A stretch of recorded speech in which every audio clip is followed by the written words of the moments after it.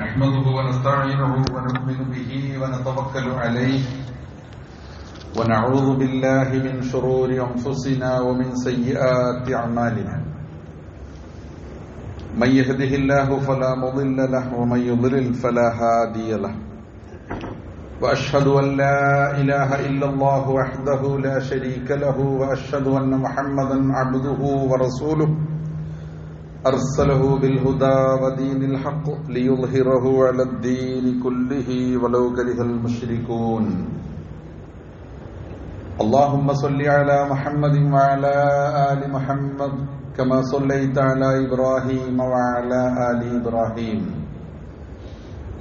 وبارك على محمد وعلى آل محمد كما باركت على إبراهيم وعلى آل إبراهيم في العالمين إنك حميد مجيد أما بعد فإن خير الحديث كتاب الله وخير الهدي هدي محمد صلى الله عليه وسلم وشر الأمور محدثاتها وكل محدثة بدعة يا أيها الذين آمنوا اتقوا الله حق تقاته ولا تموتن إلا وأنتم مسلمون أعوذ بالله من الشيطان الرجيم بسم الله الرحمن الرحيم يا أيها الناس اتقوا ربكم الذي خلقكم من نفس واحدة وخلق منها زوجها وبث منهما رجالا كثيرا ونساء واتقوا الله الذي تساءلون به والأرحام إن الله كان عليكم رقيبا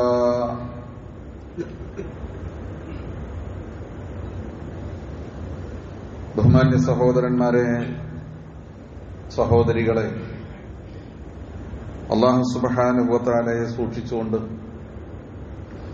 അല്ലാഹു സുബ്ഹാനഹു വ തആലയുടെ നിയമനിർദ്ദേശങ്ങളും വിധിവിലക്കുകളും ജീവിതത്തിലുടനീളം പാലിച്ചുകൊണ്ട് സൂക്ഷ്മതയോടെ തഖ്വയോടെ ജീവിക്കുവാൻ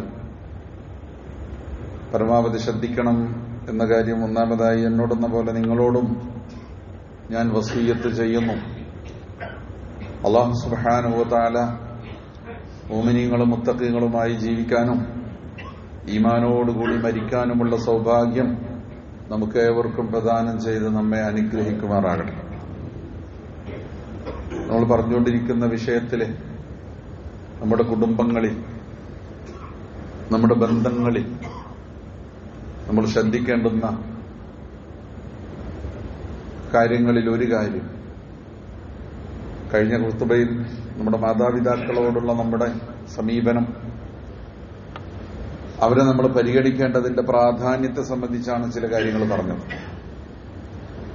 മറ്റൊരു കാര്യം നമ്മൾ ശ്രദ്ധിക്കേണ്ടത് നമ്മുടെ കുടുംബ ജീവിതത്തിൽ, നമ്മുടെ ബന്ധങ്ങളിൽ നമ്മുടെ രക്തബന്ധവും കുടുംബ ബന്ധവുമാണ്.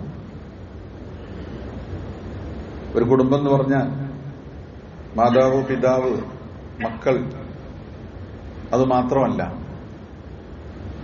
അതിനപ്പുറവും ഇപ്പുറവും ഉണ്ട്. അത് നമ്മുടെ രക്തബന്ധുക്കളാണ്, കുടുംബബന്ധം എന്ന് പറയാം.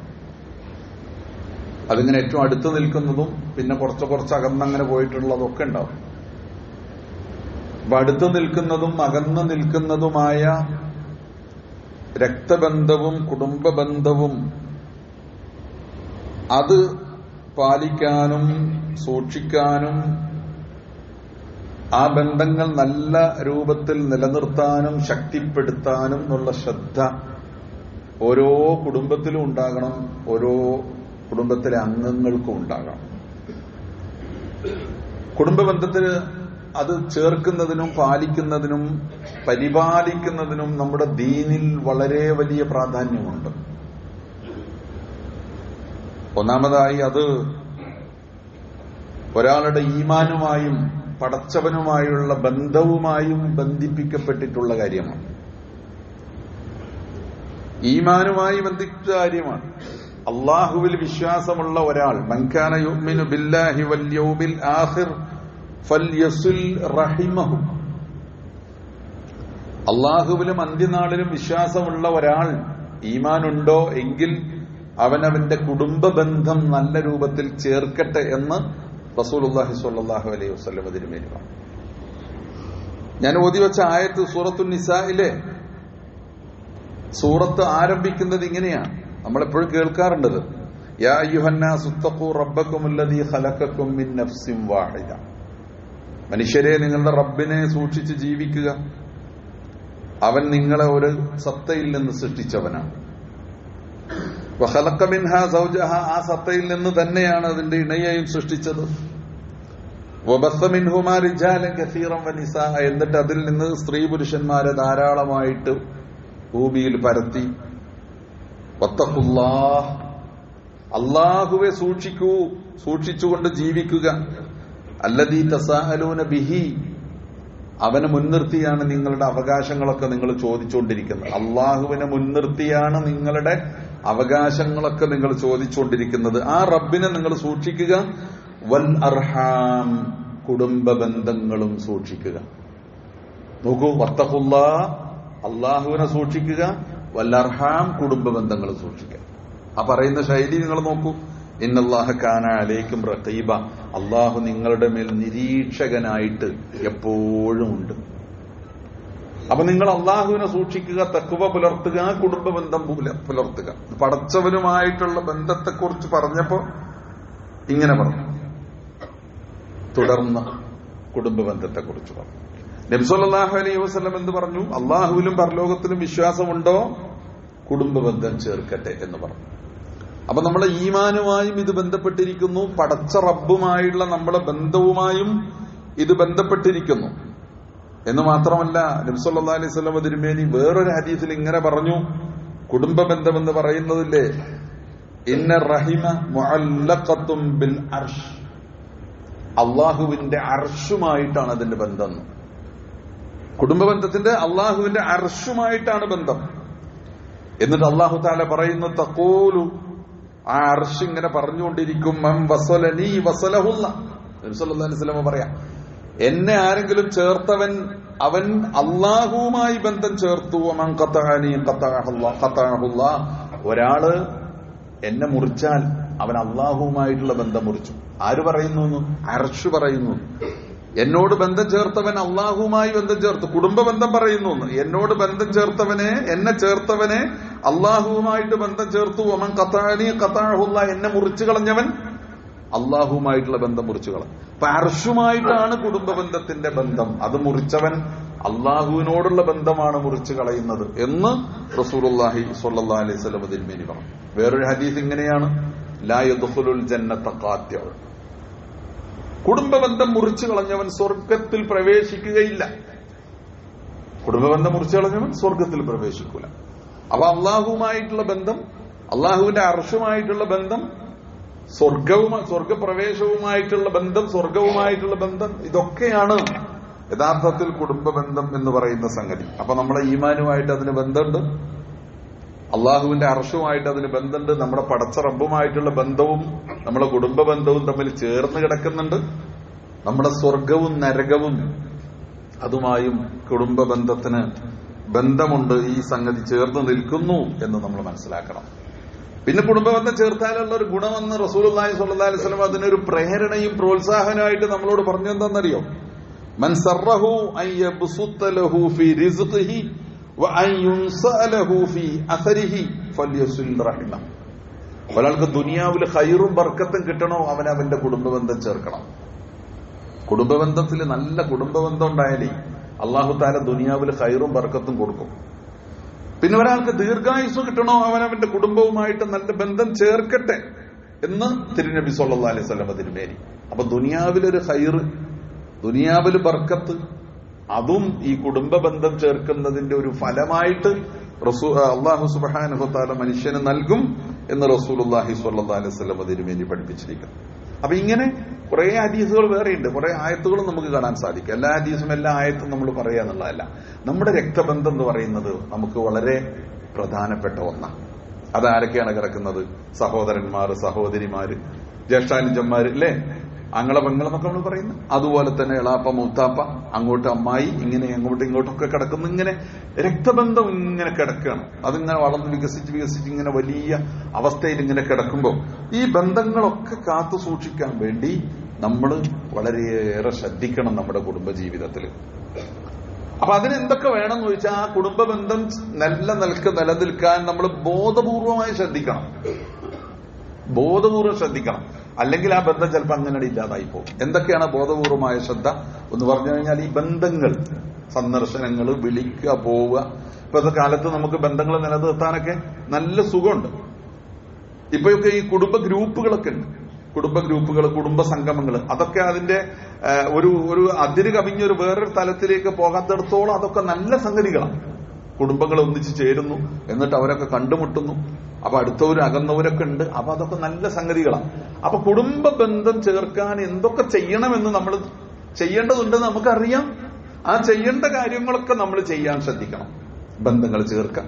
അപ്പൊ സുഖത്തിലും ദുഃഖത്തിലും ഒക്കെ പങ്കുവയ്ക്കാം.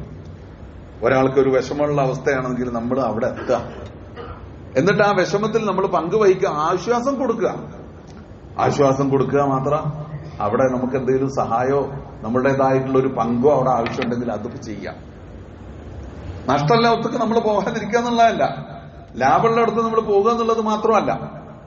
അല്ലെങ്കിൽ ചിലയിടത്തൊക്കെ കാണുന്നത് പോലെ വളരെ അടുത്ത ബന്ധമായിരിക്കും, പക്ഷെ കുറച്ച് പാവവും കഷ്ടപ്പാടും ഒക്കെ ഉള്ളതായിരിക്കും. പാവപ്പെട്ടത്, കഷ്ടപ്പാട്, ദുരിതമൊക്കെ ഉള്ളതായിരിക്കും. അപ്പൊ വളരെ അടുത്ത ബന്ധമാണെന്ന് അങ്ങനെ ബന്ധം വേണ്ട എന്ന് വെച്ചിട്ടുണ്ടാവും. പക്ഷെ അത്രയൊന്നും അടുത്ത ബന്ധമല്ല, കുറച്ച് അകന്നൊരു ബന്ധമാണ്. അപ്പുറത്ത് വലിയ സെറ്റപ്പ് ഉള്ള ഒരാളാണ്. അവിടേക്ക് അത് ഞങ്ങൾ കുടുംബമാണ്, ബന്ധമാണ്. അതിങ്ങനെ പറയാനും അതിങ്ങനെ നിലനിർത്താനും ഒക്കെ ഇങ്ങനെയൊക്കെ ഒറ്റപ്പെട്ട മനുഷ്യർക്കിടയിൽ ഉണ്ടാകും. കാരണം എന്താ വെച്ച് കഴിഞ്ഞാൽ, നഷ്ടമുള്ള ഒരു പരിപാടിക്കും നമ്മളില്ല എന്നാണ്. ലാഭമില്ലാത്തൊരു പരിപാടിക്കും നമ്മളില്ല. ഇതിപ്പോ അത് വളരെ അടുത്ത ചോരയാണ്, സ്വന്തം ചോരയാണ്, രക്തബന്ധമാണ്, കുടുംബബന്ധമാണ്, വളരെ അടുത്തതാണ്. പക്ഷെ അവിടെ ബന്ധം പുലർത്തിയാൽ എന്താണെന്നറിയാം, നഷ്ടം വരും. കാരണം അവിടെ പ്രയാസമുണ്ട്, ബുദ്ധിമുട്ടുണ്ട്. അപ്പൊ അതിൽ പങ്കുവഹിക്കണം, അവരെ സഹായിക്കണം, അവരുടെ കാര്യങ്ങൾ ഏറ്റെടുക്കണം. അപ്പൊ അത് വേണ്ട, അപ്പൊ അതങ്ങനെ മതി. അത് അപ്പുറത്താവുമ്പോ അത് പിന്നെ ഇങ്ങനെ ഒരു അഭിമാനത്തിന്റെ പ്രശ്നം വലിയ കാര്യമായിട്ട് ഇങ്ങനെ അതൊക്കെ മനുഷ്യന്റെ ഒരു വികലമായ മനസ്സാണ്. അത്തരം മനസ്സുകളല്ല നമുക്ക് വേണ്ടത്. നമ്മുടെ ഒരു സഹായം, നമ്മുടെ ഒരു സഹകരണം ആവശ്യമുള്ള ഒരു അവസ്ഥയിൽ നമ്മുടെ രക്തബന്ധത്തിലും കുടുംബ ബന്ധത്തിലും പെട്ടവരുണ്ടെങ്കിൽ അവിടെ നമ്മൾ ഓടിയെത്തുക, എന്നിട്ട് ആവശ്യമായ സഹായവും സഹകരണം നമ്മൾക്ക് കഴിയുന്നത്. ഇനി നമുക്ക് കഴിയുന്നെങ്കിൽ ഇപ്പൊ പറഞ്ഞില്ല, ഈ ഗ്രൂപ്പുകൾ ഞാൻ പല കുടുംബ സദസ്സുകളിലും എന്നെ സംസാരിക്കാനും ദുഃഖമായിട്ട് ഞാൻ പലയിടത്തും പോയിട്ടുണ്ട്.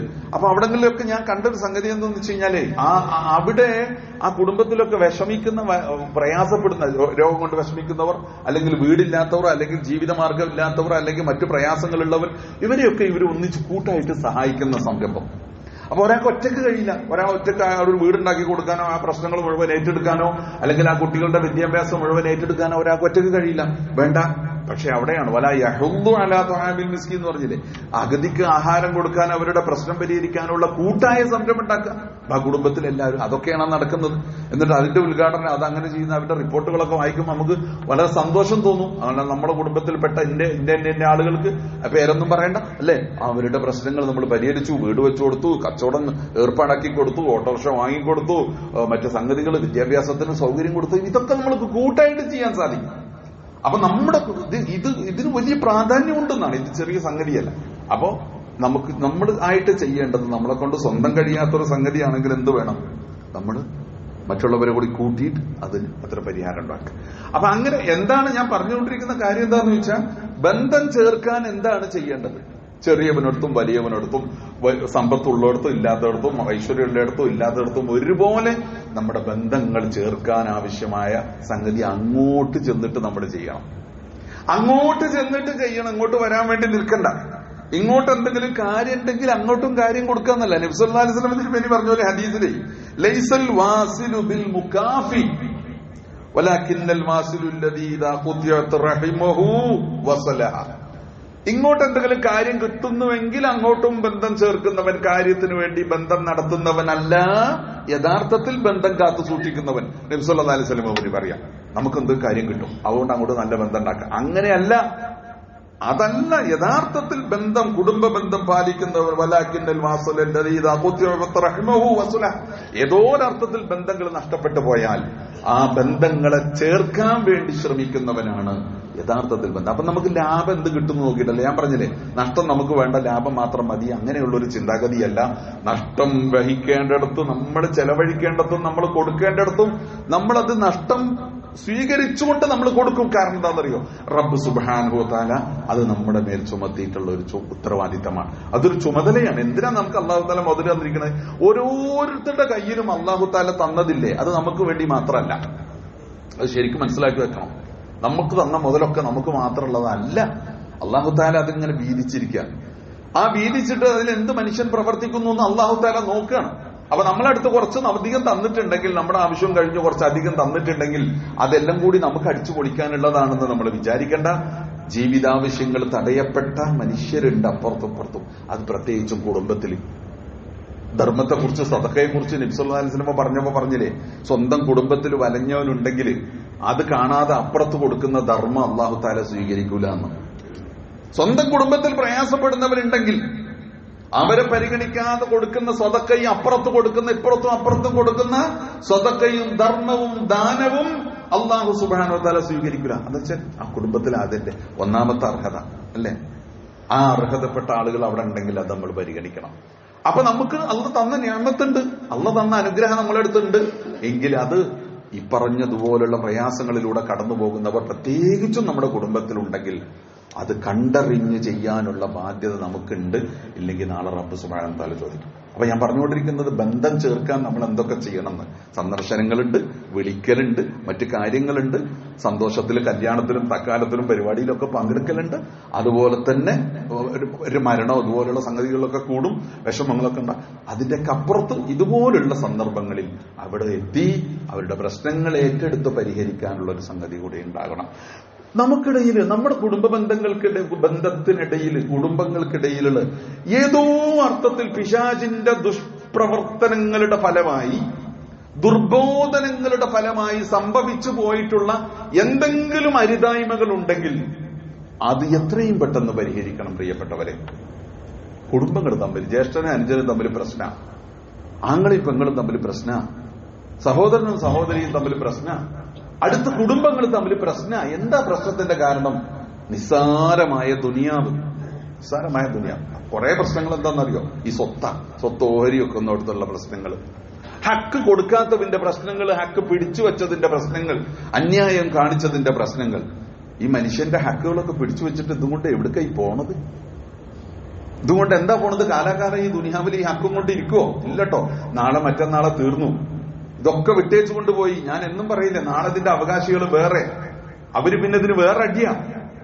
ഇതിന് അവകാശികൾ വേറെ. കൊടുക്കാൻ വാപ്പ കൊടുക്കാണ്ട എന്ന കടം പോലും വീട്ടാൻ തയ്യാറില്ലാത്ത മക്കളായിരിക്കും ഒരുപക്ഷെ ഇതിന്റെ അവകാശികളായിട്ട് വരിക, അല്ലെങ്കിൽ വേറെ വരിക അല്ലേ.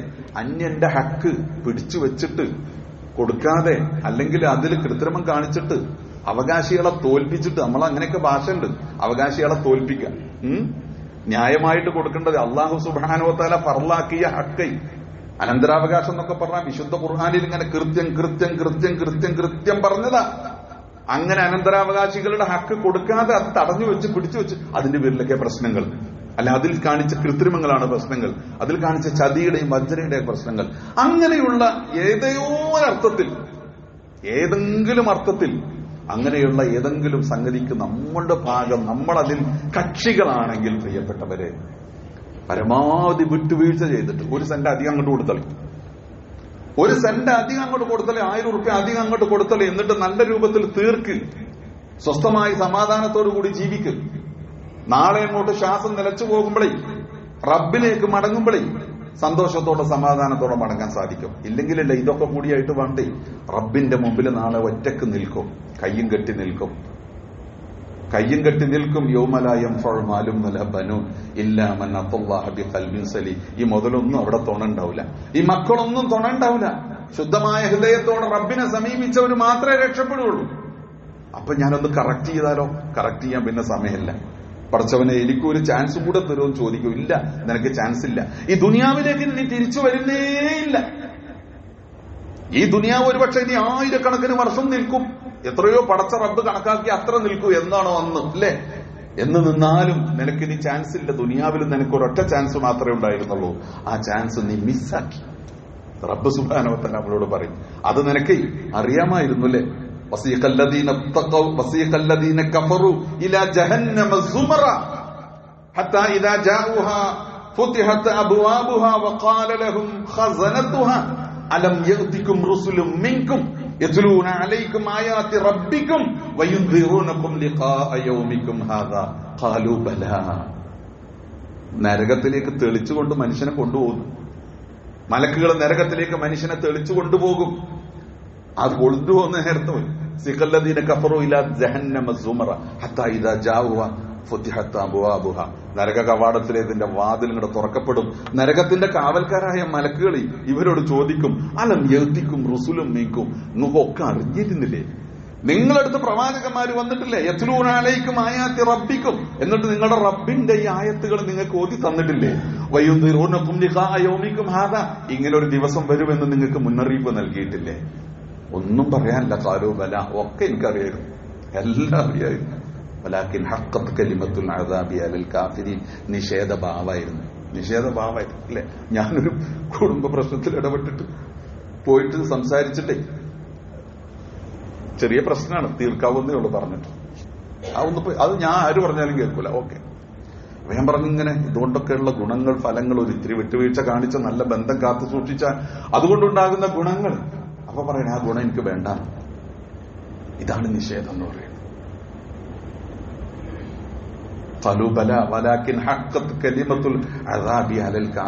അല്ലെ, ആ ഗുണം എനിക്ക് വേണ്ട, ഞാൻ ആര് പറഞ്ഞാലും കേൾക്കൂല. എന്ത് രക്തബന്ധത്തിലും കുടുംബ ബന്ധത്തിലും പെട്ടവരുള്ള ചെറിയ പ്രശ്നം, ഇതെന്ത്, ഇത് ദുർവാശി, ഇത് പിശാച് നമ്മളെ അതിജയിച്ചിരിക്കുക. പിശാച് ചുരുട്ടിക്കൂട്ടി വെച്ചിരിക്കുക, നമ്മളെ ചവിട്ടിക്കൂട്ടി ചുരുട്ടിക്കൂട്ടി നമ്മളെ അവന്റെ കയ്യിലെ കളിമണ്ണ് പോലെ നമ്മൾ അവനാക്കിയെടുത്തിരിക്കുകയാണ്. പ്രിയമുള്ളവരെ, നഅൂദുബില്ലാ, പടച്ച റബ്ബിൽ അഭയം തേടണം. മനുഷ്യർ തമ്മിലുള്ള പ്രശ്നങ്ങളിൽ, അത് സ്വന്തം കുടുംബത്തിലൊക്കെയാണ്, എന്ത് പ്രശ്നമാണെങ്കിലും പറഞ്ഞു തീർന്നിട്ട് വേണം സമാധാനത്തോടുകൂടി ഈ ദുനിയാവിനോട് വിട പറയാൻ. ജീവിക്കുന്ന കാലം സമാധാനത്തിലും സന്തോഷത്തിലും ജീവിക്കാം. അല്ലെങ്കിൽ അവനെ കുറിച്ച് ഓർത്തു അപ്പൊ ദേഷ്യം പിടിച്ചു, അവനെ കുറിച്ച് ഓർത്തു അപ്പൊ ദേഷ്യം പിടിച്ചു, അത് നടന്നു പോകുമ്പോൾ അവനോട് പോകുന്നു, അവനെ കണ്ടപ്പോൾ ദേഷ്യം പിടിച്ചു, ഇങ്ങോട്ട് അങ്ങോട്ട് നടക്കാൻ വയ്യ, ഇങ്ങോട്ട് നടക്കാൻ ഓർക്കാനും വയ്യ, ചിന്തിക്കാനും വയ്യ, ഉറക്കത്തിലും ഊണിലും ചിന്തയും ഒക്കെ ഈ ഒരു ചിന്ത, എന്ത് ഈ പ്രശ്നങ്ങൾ. ഇങ്ങനെ എന്തിനാ ജീവിക്കണേ? ജീവിക്കുന്ന കാലം സന്തോഷത്തോടെ ജീവിക്കുക, സമാധാനത്തോടെ ജീവിക്കുക. പടച്ച റബ്ബിലേക്ക് മടങ്ങുമ്പോ നല്ല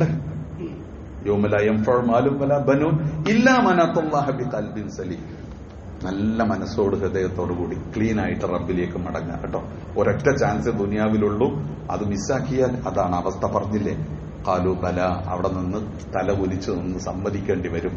എന്നിട്ട് നരകത്തിലേക്ക് പ്രവേശിക്കും.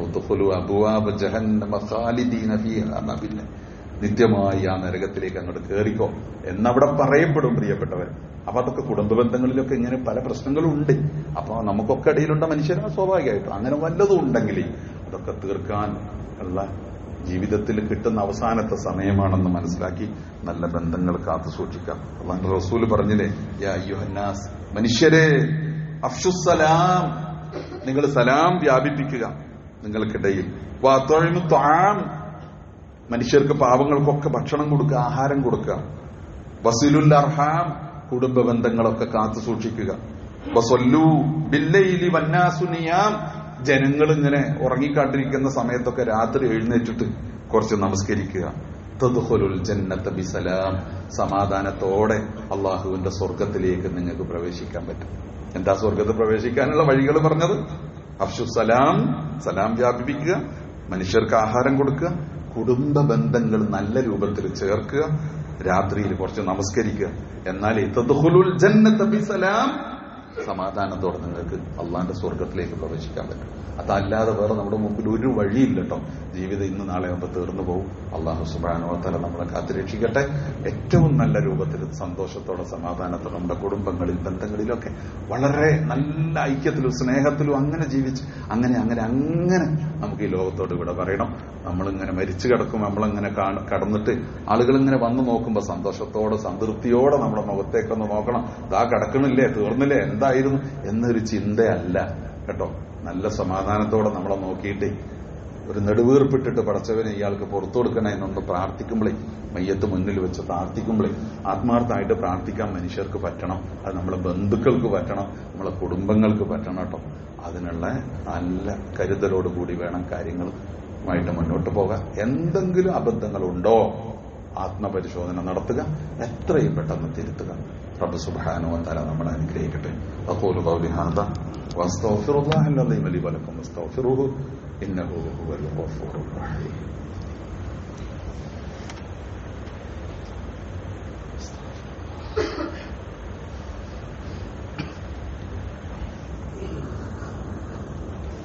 അൽഹംദുലില്ലാഹ് الذي هدانا لهذا وما كنا لنهتدي لولا أن هدانا الله. اللهم صل على محمد وعلى آل محمد. أيها المؤمنون أوصيكم عباد الله وإياي ثانيا بتقوى الله. അള്ളാഹു സൂക്ഷിച്ചുകൊണ്ട് ജീവിക്കാം. ഒന്നുകൂടി ഞാൻ ഓർമ്മപ്പെടുത്താണ്, അള്ളാഹു സുബ്ഹാനഹു വ തആല നമ്മെ എല്ലാവരെയും അനുഗ്രഹിക്കുമാറാകട്ടെ. ഈമാനോടുകൂടി ജീവിച്ച് ഈമാനോടുകൂടി മരിക്കാനുള്ള ഭാഗ്യം റബ്ബ് സുബ്ഹാനഹു വ തആല നമുക്കൊക്കെയും പ്രദാനം ചെയ്യുമാറാകട്ടെ. ഒരു അറിയിപ്പ് കഴിഞ്ഞ ആഴ്ച നമ്മുടെ ജുമയ്ക്ക് ശേഷം പറഞ്ഞിരുന്നു. ഞാൻ അതിന്റെ ഒരു ഗൗരവം വെച്ചിട്ട് ഞാൻ ഒന്നുകൂടെ പറയാണ്. നാളെ മഗ്‌രിബിന് ശേഷം നമ്മുടെ ഈ വാർഡിലെ യുവാക്കൾ ഒന്ന് ഒത്തുകൂടുന്നുണ്ട്. നമ്മുടെ മഹല്ല് വാർഡിന്റെ യോജനവേദിയുടെ. എന്നിട്ട് ഒരുമിച്ച് കൂടിയിട്ട് കുറച്ച് വർത്താനൊക്കെ പറഞ്ഞ് നമ്മളൊരു ചായയൊക്കെ കുടിച്ചിട്ട് പിരിയുന്നതാണ്. അതോടൊപ്പം നമുക്ക് പുതിയ ഈ വർഷത്തേക്കുള്ള വാർഡ് ഭാരവാഹികളെ യുവജനങ്ങൾക്കിടയിൽ നിന്ന് തെരഞ്ഞെടുക്കണം. ചെറിയൊരു ക്ലാസും കാര്യങ്ങളൊക്കെ ഉണ്ട്. എന്ത് ചെയ്യാൻ പറ്റും നമ്മുടെ ഈ പ്രദേശത്ത്, നമ്മുടെ വാർഡിലും മഹല്ലിലും നമുക്കായിട്ട് ചെയ്യാൻ പറ്റുന്ന കാര്യങ്ങളൊക്കെ ഒന്ന് ആലോചിക്കണം. വളരെ പ്രധാനപ്പെട്ട ഒരു സംഗതിയാണ്. എല്ലാവരും സമയം ഒന്ന് അഡ്ജസ്റ്റ് ചെയ്തിട്ട് ആ മഗ്‌രിബ് നമസ്കരിക്കാൻ ഇവിടെ എത്തിയിട്ട് നമുക്ക് കുറച്ച് സമയം ഒരുമിച്ച് കൂടണം. പ്രിയപ്പെട്ടവരെ, നിങ്ങളെല്ലാവരുടെയും ശ്രദ്ധയിൽ അതുണ്ടാകണമെന്ന് ഈ സന്ദർഭത്തിൽ ഇതിന്റെ ഗൗരവം ഉൾക്കൊണ്ടുകൊണ്ട് ഞാൻ ഈ മിമ്പറിൽ നിന്ന് നിങ്ങളെ ഓർമ്മപ്പെടുത്താണ്. അല്ലാഹു സുബ്ഹാനഹു വ തആല അനുഗ്രഹിക്കുമാറാകട്ടെ. നമ്മുടെ കൂട്ടത്തിൽ നിന്ന് പിരിഞ്ഞുപോയവരുണ്ട്. പ്രത്യേകം പ്രാർത്ഥിക്കാൻ നമുക്ക് വസിയത്തുണ്ട്. അല്ലെങ്കിലും നമ്മൾ പ്രാർത്ഥിക്കണം. നമ്മുടെ കൂട്ടത്തിൽ ഇരിക്കുന്നവരുടെ കൂട്ടത്തിലൊക്കെ ബന്ധു സഹോദരനൊക്കെ ആയിട്ടുള്ള എളാപ്പയൊക്കെ ആയിട്ടുള്ള കോഴിപ്പറമ്പൻ ഹംസക്കുട്ടി സാഹിബ് മർഹൂം, അദ്ദേഹത്തിന്റെ ഭാര്യ സുഹറാബി ധാക്കയിലാണ് മരിച്ചത്. ഞാൻ ആ മരണവാർത്ത നമ്മളെ ഗ്രൂപ്പിൽ കണ്ടിരുന്നു. ഇങ്ങനെ ഒരിടത്ത് ജീവിച്ചു, ഒരിടത്ത് ജനിച്ചു, ഒരിടത്ത് ജീവിച്ചു, ഒരിടത്ത് മരിച്ചു. അല്ലെ, വമാ തദ്രീ നഫ്സുൻ മാദാ തക്സിബു ഗദൻ വമാ തദ്രീ നഫ്സുൻ ബിഅയ്യി അർളിൻ തമൂത്ത്. എവിടെ വെച്ചാണ് മനുഷ്യന്റെ മരണം ഉണ്ടാകാമെന്നു നമുക്ക് പറയാൻ പറ്റില്ല എന്ന് പറഞ്ഞ ആയത്ത് ഞാൻ ഈ മരണവാർത്ത വായിച്ചപ്പോൾ അപ്പൊ ഓർത്തിരുന്നു. അപ്പൊ അവര് പാകിസ്ഥാനിലാണ് അവർ ജീവിച്ചത് കുറെ കാലം. പിന്നെ മോളുടെ കല്യാണം കഴിച്ചങ്ങ് ധാക്കയിൽ പോയി. അവിടെയാണ് അവർ മരണപ്പെട്ടത്. നമുക്കൊക്കെ അറിയാവുന്ന നമ്മുടെ സഹോദരങ്ങളുടെയൊക്കെ ഉറ്റ ബന്ധുവാണ് ബഹുമാനായ കോഴിപ്പറമ്പൻ ഹംസക്കുട്ടി സാഹിബയുടെ എന്റെ ഭാര്യയാണ്. അപ്പൊ എല്ലാവരും പ്രാർത്ഥനയിൽ ഉൾപ്പെടുത്തുക. അല്ലാഹു സുബ്ഹാനഹു വ തആല അവർക്ക് മഗ്ഫിറത്ത് നൽകുമാറാകട്ടെ, മർഹമത്ത് നൽകട്ടെ. അവരുടെ ഖബർ റബ്ബ് സുബ്ഹാനഹു വ തആല സ്വർഗ്ഗത്തിന്റെ തോപ്പാക്കി മാറ്റട്ടെ.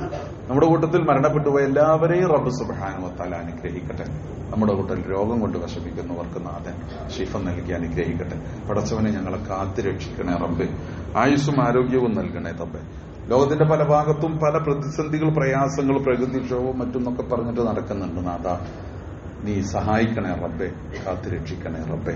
പടച്ചവനെ താങ്ങാനാവാത്ത ഭാരങ്ങളാൽ ഞങ്ങളെ നീ പരീക്ഷിക്കല്ലേ നാഥ. ആയുസ്സും ആരോഗ്യവും നൽകി ഞങ്ങളെ അനുഗ്രഹിക്കണേ തമ്പുരാൻ. ഞങ്ങളുടെ റിസ്ക് ഹലാലാകണേ റബ്ബേ. ഹലാലായ റിസ്ക് നൽകണേ നാഥ. ഹലാല് തിന്നാനും ഹലാല് തീറ്റാനും ഞങ്ങൾക്ക് തൗഫീഖ് നൽകണേ റബ്ബേ. ഹറാമിൽ നിന്ന് ഞങ്ങളെ കാത്തു രക്ഷിക്കണേ റബ്ബേ. ഞങ്ങളുടെ മക്കളെ അനുഗ്രഹിക്കണേ നാഥ. അവരെ പൈശാചിക ദുർബോധനങ്ങളിൽ നിന്ന് കാത്തു രക്ഷിക്കണേ റബ്ബേ. ഇരു ലോകത്തും വിജയിക്കുന്ന മക്കളാക്കണേ റബ്ബേ. ദുനിയാവിലും ആഖിറത്തിലും മക്കളുടെ കാര്യത്തിൽ ഞങ്ങൾക്ക് കൺകുളിർമ നൽകി ഞങ്ങളെ അനുഗ്രഹിക്കണേ തമ്പുരാൻ. اللهم اغفر للمؤمنين والمؤمنات والمسلمين والمسلمات الأحياء منهم والأموات إنك مجيب الدعوات يا قاضي الحاجات طيب ثراهم واجعل الجنة مأوانا ومأواهم اللهم أجرنا من النار اللهم أجرنا ووالدينا من النار اللهم أعز الإسلام والمسلمين وأذل الشرك والمشركين ربنا آتنا في الدنيا حسنة وفي الآخرة حسنة وقنا عذاب النار ربنا اغفر لنا ولإخواننا الذين سبقونا بالإيمان ولا تجعل في قلوبنا غلا للذين آمنوا ربنا إنك رؤوف رحيم صلى الله على محمد وآله وصحبه وسلم والحمد لله رب العالمين.